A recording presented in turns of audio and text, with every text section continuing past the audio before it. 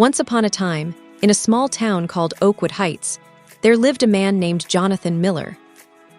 He was a humble and diligent worker, without any property or steady employment, owning only a rundown shack and a couple of worn-out outfits. His most faithful friend was a dog named Rex, who never left his side. Jonathan would head to the woods each dawn, chop firewood, sell it at the local market, and buy some bread and beans. But his wife, Emily, was quick-tempered, chatty, and restless. She constantly mocked him. "I was so unfortunate to end up with a worthless guy like you." One evening, when Jonathan returned home exhausted, Emily stood on the doorstep, fury blazing in her gaze. She yelled, "Leave my house, you jinxed fool. I can't stand the sight of you." Jonathan heard her and replied, "Emily, where can I go? This is all I have." Emily snapped, "Go live with your mutt. He's worth more than you." Jonathan gathered a tattered blanket, some provisions, and his heavy heart. He whistled for Rex and departed the town. At the edge of Oakwood Heights, an ancient oak tree stood tall. He rested beneath it, gazed at the stars, and whispered, "Oh God, if the world has turned its back on me, at least don't shut your gates." He and Rex trudged along a lonely trail until they spotted a dilapidated, abandoned cabin. Upon arriving, Jonathan gathered twigs and started a fire. Rex settled beside him.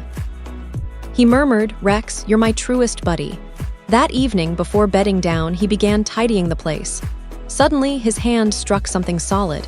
Rex started barking too. As he cleared the dirt, an aged wooden chest emerged. It had a corroded old lock. Jonathan smashed it with a rock. The lock gave way. Inside gleamed a fortune. Golden coins, silver jewelry, pearl strands. Jonathan sat there, hands shaking. He exclaimed, "Oh God, is this a vision, or have you answered my plea?" He bowed to the earth and said, "Only the divine knows its mysteries." The following day, he reburied the chest. He pocketed a handful of coins and headed to the Oakwood Heights market, concealing his identity. He bought a fresh clay jug, everyday supplies, and an inexpensive horse. He came back dressed as a beggar to avoid suspicion. Then, each evening, he withdrew a bit of gold and began trading in the marketplace. This marked the start of Jonathan's fresh chapter. And nobody caught on. In this manner, Jonathan launched his venture modestly. Within days, he established a modest stall on the town's market fringe. He dealt in fruits, oils, and grains there. Customers flocked in, not just for purchases, but for integrity too.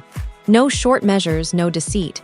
Folks would remark, "This is a genuine, trustworthy dealer."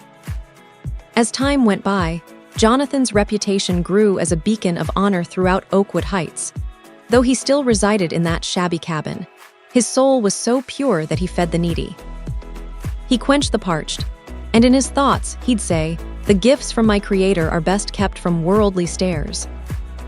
At dusk, he'd sit aside, pat his dog's head, and muse, who could guess the town's wealthiest dwells in a hovel and dines with his hound.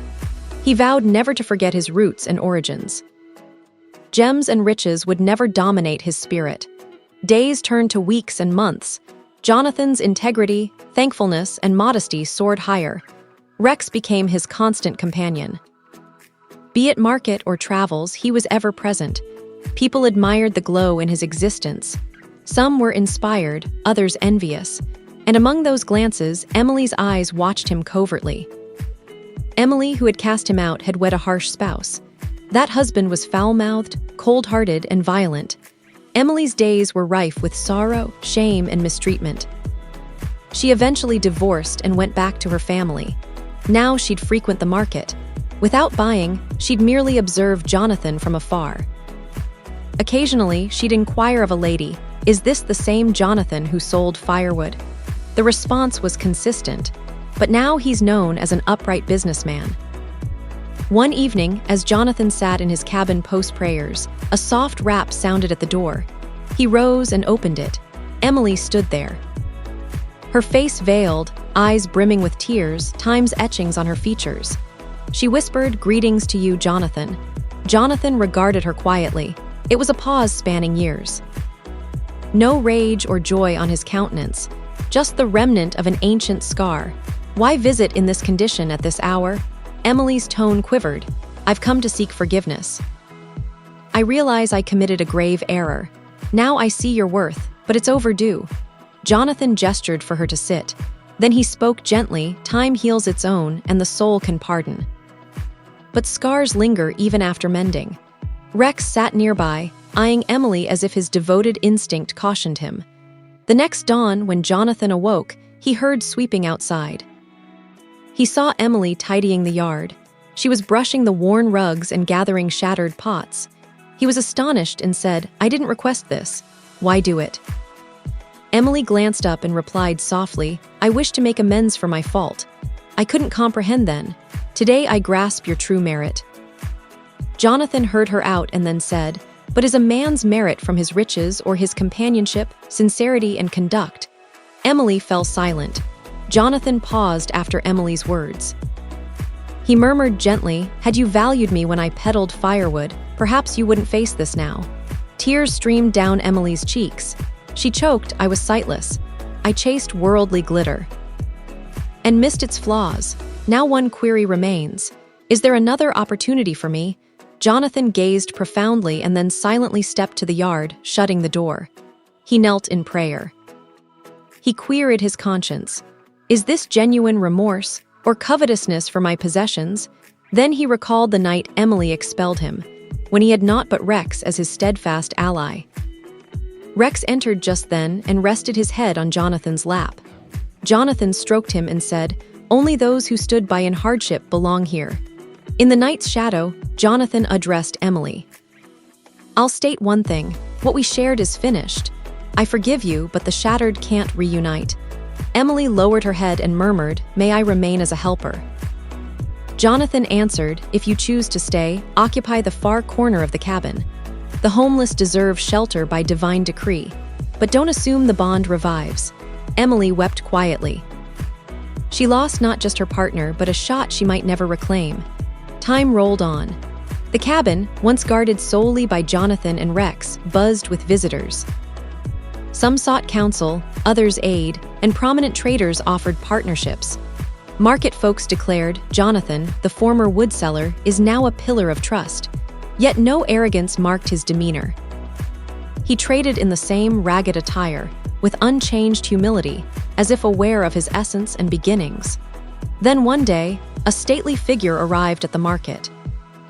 With a thick beard and stern expression, he announced, "I am Harlan Brooks, the mayor's envoy here. I've learned of your renown." Jonathan responded calmly, "I'm well, proceed." Harlan stated, "You're an honorable individual. The townsfolk rely on you. We invite you to our board, as the community's voice." Jonathan was stunned, like a surreal vision. He said, "I'm the one who slumbered in a vacant shed. I sipped from a mug. Shall I now command others? No, this isn't for me." Harlan was amazed and said, "Authority approaches and you decline." Jonathan inhaled deeply and replied, "Power suits only those who master themselves. If I stray once, my tyranny would exceed my destitution." Harlan went quiet and departed silently. The market crowd was astounded that the once destitute proved the mightiest. Upon returning, Jonathan noticed Rex waiting hungrily outside, as if alerting to unseen peril. Jonathan sat and confided, "Truth be told, you've proven the finest in fidelity that's deemed human, and many humans possess merely a canine's heart." Now in Oakwood Heights, as Jonathan's tales spread, envy surged. There was a merchant, Victor Hayes, with a plump visage. He eyed others greedily, his speech venomous. One day he confided to associates, "By heavens, that fellow hides a mystery. I witnessed him excavating one eve near that ancient fence on the town's west end." This sparked fear in some. Suspicion wafted through the air. Rumors claimed he unearthed a hoard. Yes, riches buried deep. That's his sudden wealth. This reached Elias Grant, the same Elias who once plundered and later reformed into a local trader. But inwardly, the old slyness lingered. Elias Grant gnashed his teeth, thinking, hoard. If I miss this, it'll be mine at any cost. And the scheme unfolded. Next morn, Elias dispatched his underlings, under guise of external deals, but truly to ensnare Jonathan. The agent disseminated whispers.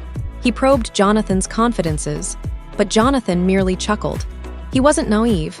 They were sly indeed, but Jonathan had endured isolation and mastered interpreting every look. When subtlety failed, Elias made his next play. He sent a fellow named Theo, clad in eloquent phrases, a wrapper of ornate falsehoods.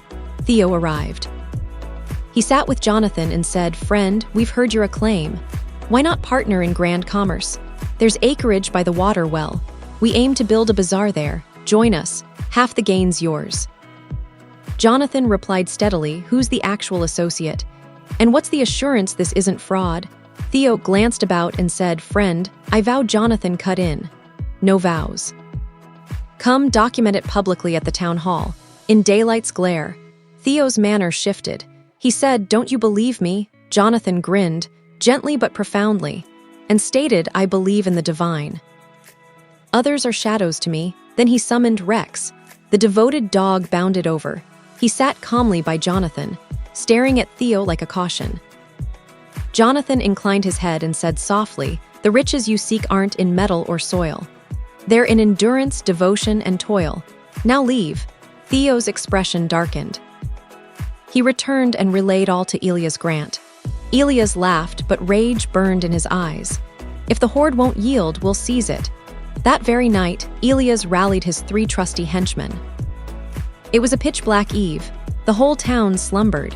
Only a chill wind circled the shack, like an age-old enigma in the vast ocean.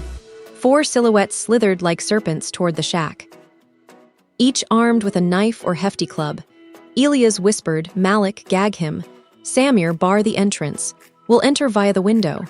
But as they neared the pane, a racket shattered the night's hush. Instantly, the dog pounced on Malik like a beast, sinking fangs into his limb. Malik howled. His blade dropped and he collapsed. Jonathan startled awake. He grabbed a staff and emerged. He spied shadows fleeing into obscurity. "Elias Grant, you coward, where do you flee? Is this how you claim riches in slumber? It's forged in effort, perseverance, and resolve." It was a shadowy night. Elias Grant crept toward the plot Jonathan had acquired as a boon. He clutched a forged document. It bore a phony seal reading Rex, the faithful hound. As Elias lunged, Rex sprang at him. Shrieks echoed in the gloom, rousing the entire town. House doors swung open, lanterns ignited, and residents rushed out. The spectacle resembled a drama. Elias Grant was wounded, silent yet defiant. Come morning, townsfolk, elders, and the judge convened. Elias was detained and postcare confessed everything: counterfeit deeds, bogus pledges, and theft intent. An elder remarked, "I've never seen a hound so fiercely guard his owner's domain." Another added, "Jonathan, you've crafted your own fortune."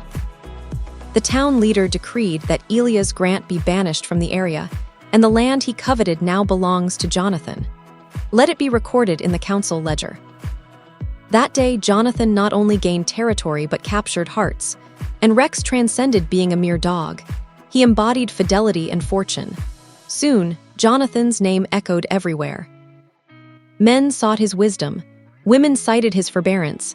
Jonathan erected a modest bazaar on his fresh acreage, stocked with fabrics to boost earnings. His stature rose, his fame spread. Then one morn, Emily approached him with softness and glow, the very woman once his spouse. Her steps faltered, eyes held unshed tears from years past. She spoke faintly, "Jonathan, I know I've erred. The day I ousted you, I banished light from my home." Jonathan stayed mute. Then he looked downward and said tenderly, "Emily, regret shatters much, and avarice alters one swiftly. But we grow, absolve, and advance." Then he stepped nearer. "If you've returned for fortune, depart. And if for the man you never cherished but now esteem, then welcome." Emily gazed down and said through sobs, "I swear by heaven, I've come for that Jonathan I comprehend today. He who showed me a man's worth isn't in garb, nor assets, but in his soul." Jonathan extended his hand and said, "Let's begin afresh. This shack is ours, and with 2 sincere hearts, it'll become a mansion." Rex dashed, leaped, and barked in delight, as if rejoicing the reunion. At nightfall, Jonathan summoned the townspeople and declared, Jonathan was destitute, a vagrant, a dog's comrade. "But today I'm the wealthiest, not from coins, but from affection. Thus, this tale concluded where the fortune lay not in earth, but concealed in dignity, devotion, and affection. Devotion was demonstrated by a hound, and dignity earned by a pauper. If you enjoyed the story, please like it and subscribe to the channel. See you in the next one.